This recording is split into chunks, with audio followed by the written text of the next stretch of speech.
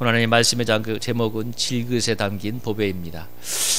우리 한국교회의 요즘 예배 변화 중에 하나가 세대 통합 예배입니다. 세대 통합 예배. 그래서 전 세대가 함께 예배 드리는 것에 대해서 중요성을 알고 많은 교회들이 아마 큰 교회든 작은 교회든 마지막 주에 한 달에 한 번 정도는 세대 통합 예배를 드린다고 하더라고요. 근데 오늘 우리 교회에 새로운 새 가족이 와서 이렇게 세대 통합 예배를 드리게 돼서 너무 감사하고, 우리 아마 저기 오신 우리 부모님들은 이 조용한 예배에 아이들이 떠드니까 신경을 많이 쓰게 될 것 같은데 괜찮습니다. 아이들이 안 떠들면 이상한 겁니다.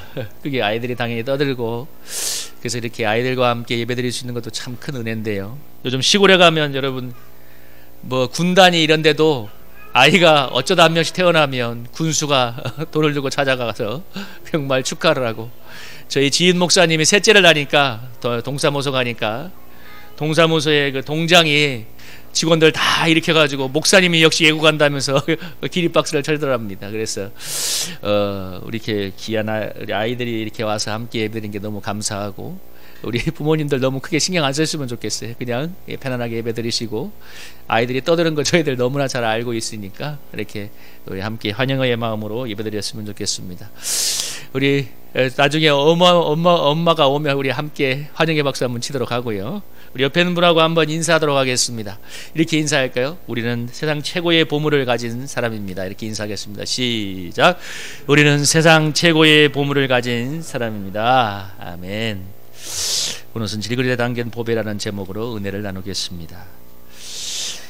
윌리엄 허스트라고 하는 18세기 후반 또 20세기 초반에 미국의 유명한 언론인이 있었는데요. 이 사람이 언론인이자 미술품을 많이, 특별히 고대 미술품을 많이 수집하는 취미가 있었다고 합니다.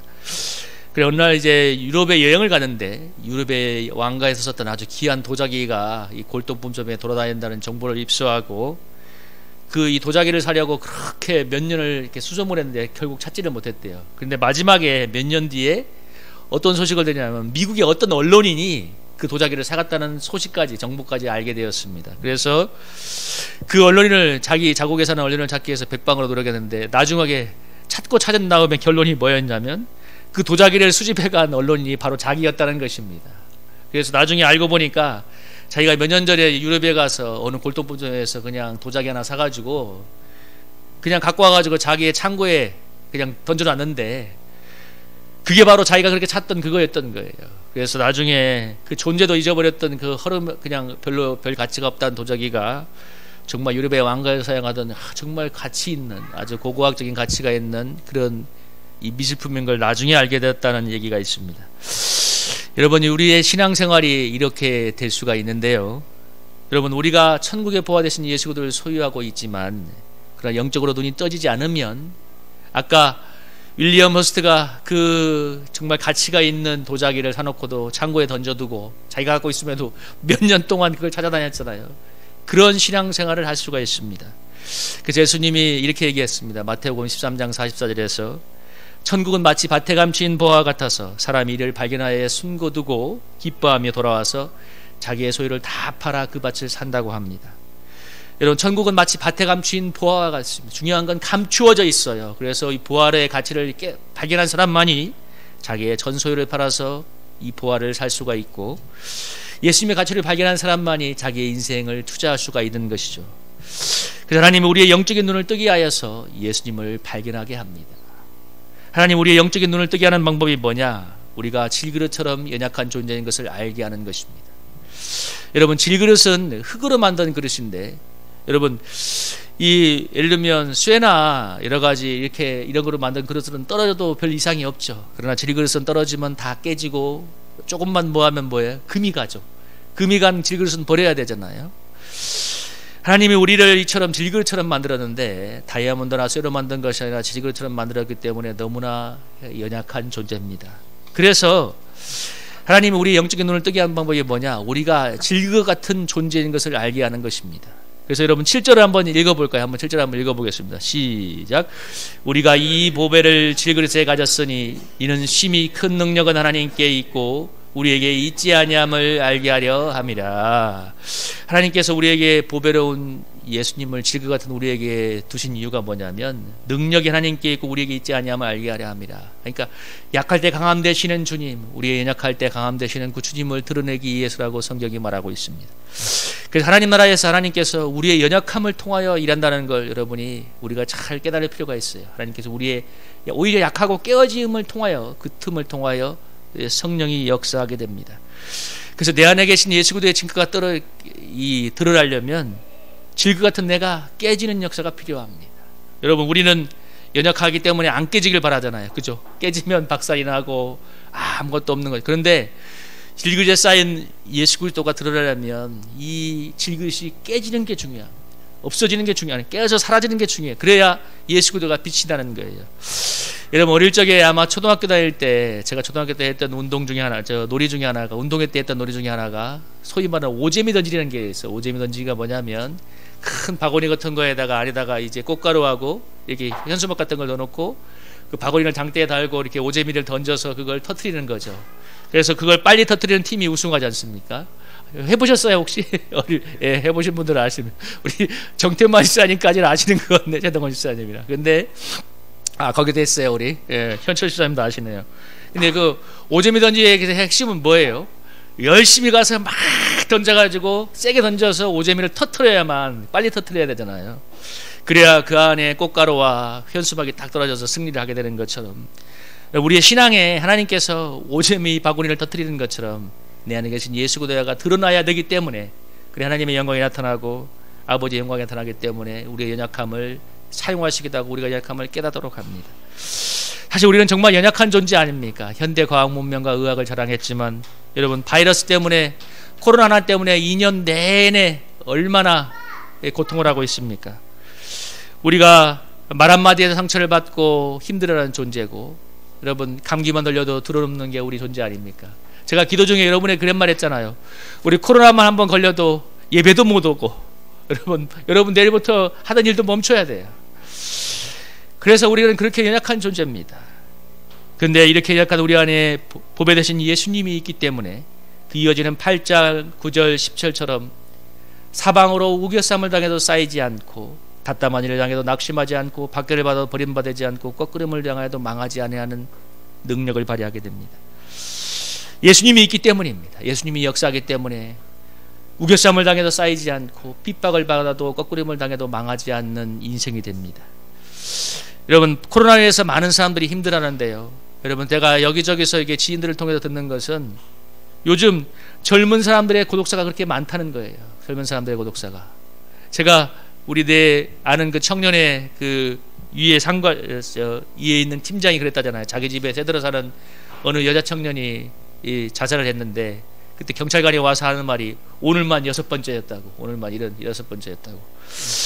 여러분, 원룸에서 인터넷으로 끼니를 태우면서 취업의 문을 두드리지만 열리지 않는 취업의 문, 인생의 문 때문에 시름시름 앓다가 죽어가는 사람들이, 청년들이 많이 있습니다.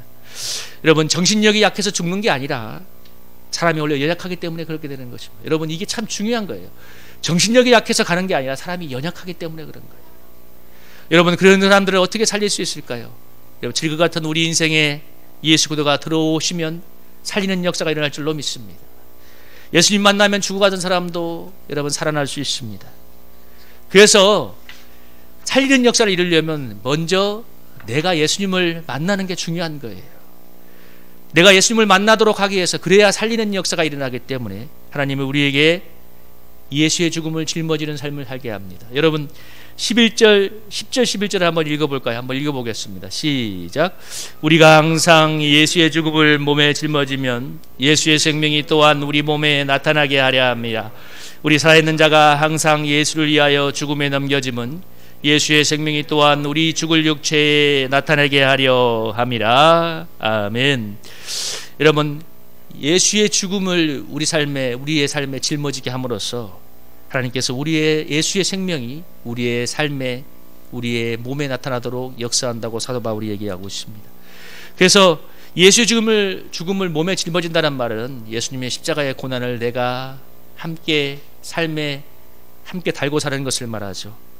그래서 이 예수의 죽음을 짊어짐으로써 내 자아가 죽고, 내 생각이 죽고, 내 고집이 죽음으로써, 그래서 내 안에 예수님이 예수의 생명이 역사하는 것을 말합니다.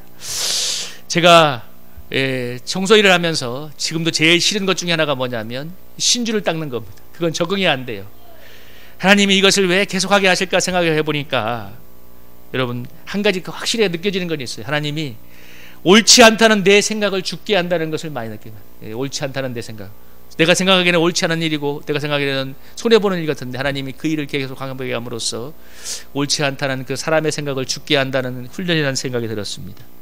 여러분, 인간관계나 모든 삶은 옳다 그르다로 가는 게 아니에요. 하나님의 은혜로 가는 것이지.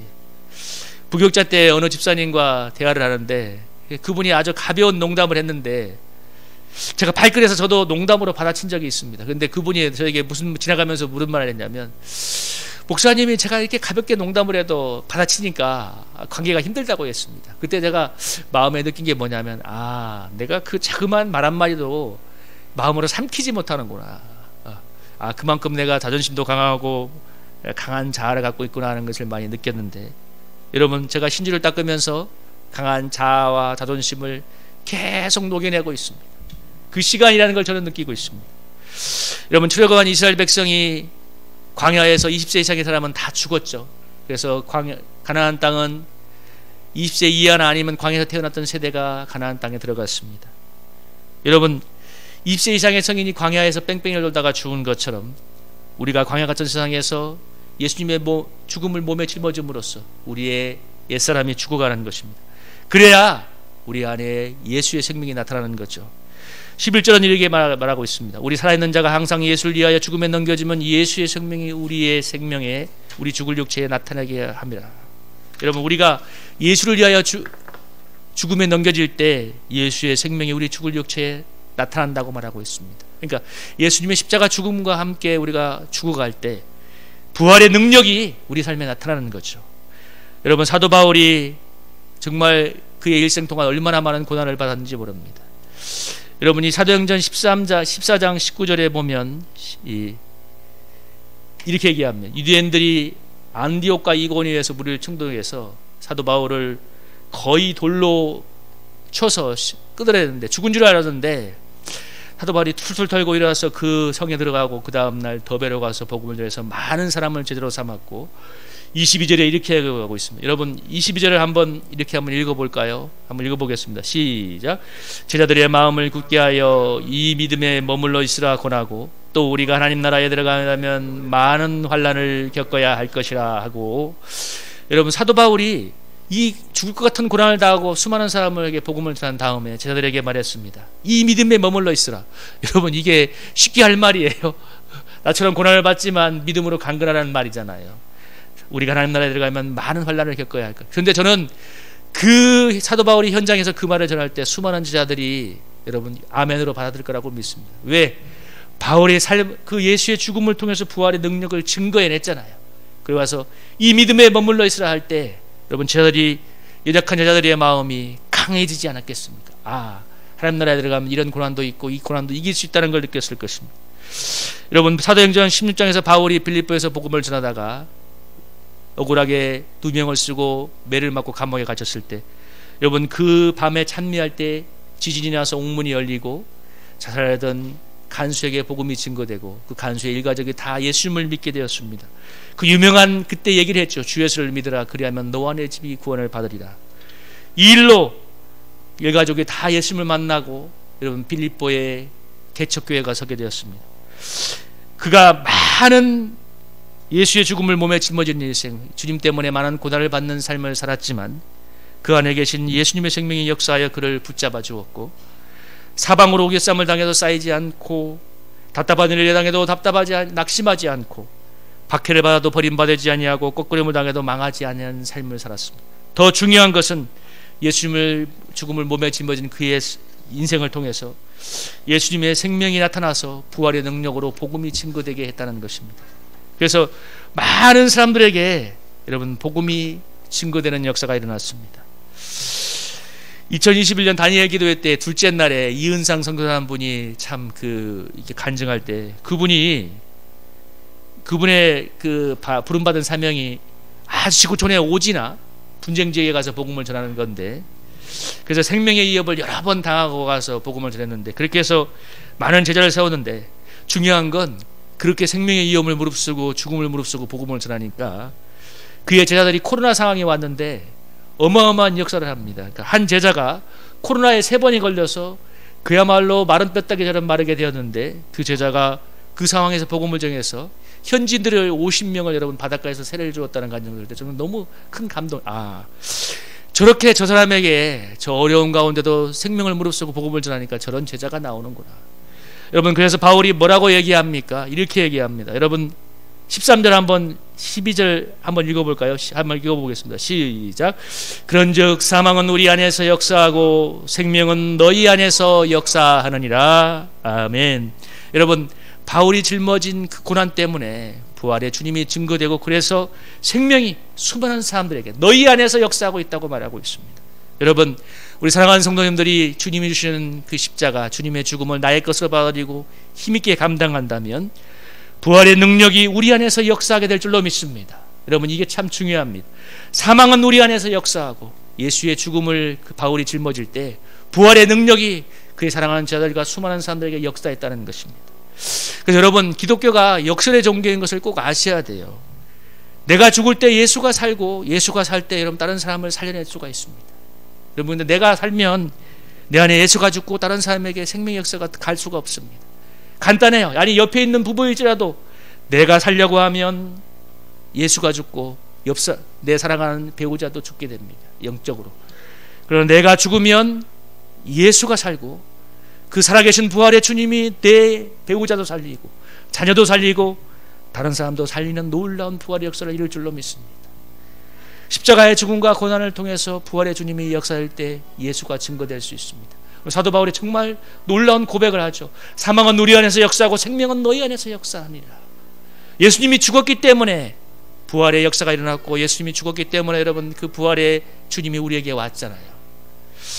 정말 이해하기 힘든, 도저히 납득하기 신앙의 역설이 바로 이 기독교의 역설입니다. 내가 예수의 죽음을 짊어질 때 예수의 생명이 나타나는 것, 내가 예수와 함께 죽을 때 예수의 부활이 나의 삶에 드러나는 것, 더 중요한 건 그렇게 하나님께서 우리를 불렀다는 사실은 참 납득하기 힘든 겁니다. 여러분, 뭐라고요? 하나님께서 그렇게 우리를 불렀다는 거예요. 그래서 여러분, 신앙생활에 있어서 어려움과 고난이 오는 걸 절대로 이상하게 생각할 필요가 없습니다. 모두에게 옵니다. 과거처럼 하나님께서 만들고, 그래서 여러분 신앙생활 하면서 인생이 잘 안 풀리고 하나님을 이해할 수 없을 때가 얼마나 많아요. 여러분, 도저히 이해할 수 없을 때가 너무나 많이 있어요. 삶이 그래요. 그렇게 점철되어 있어요. 그래서 그 순간에 우리에게 정말 필요한 것은, 여러분 13절에도 한번 읽어볼까요? 13절에 한번 읽어보겠습니다. 시작. 기록된 바 내가 믿음으로 말하였다 한것 같이 우리가 같은 믿음의 마음을 가져더니 우리도 믿었으므로 또한 말하노라. 이 13절의 이 말씀이 이 시편 116편 10절을 인용한 건데, 내가 크게 고통을 당하였고 말하였더라도 나는 믿었도다.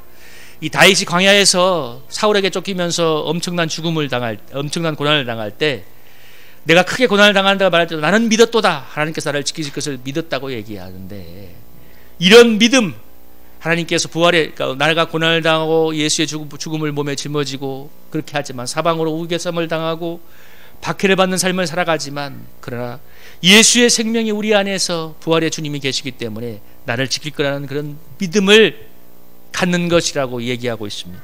여러분 14절에서 이어지는 14절에서 이렇게 얘기하고 있죠. 여러분 이어지는 14절도 한번 읽어볼까요? 한번 읽어보겠습니다. 시작. 주 예수를 다시 살리신 이가 예수와 함께 우리도 다시 살리사 너희와 함께 그 앞에 서게 할 줄을 아노라. 아멘. 여러분, 우리가 가져야 될 믿음이 뭐예요? 주 예수를 다시 살리신 부활의 하나님께서 예수와 함께 우리도 다시 살려서 하나님 앞에 우리를 그 앞에 서게 한다는 믿음입니다.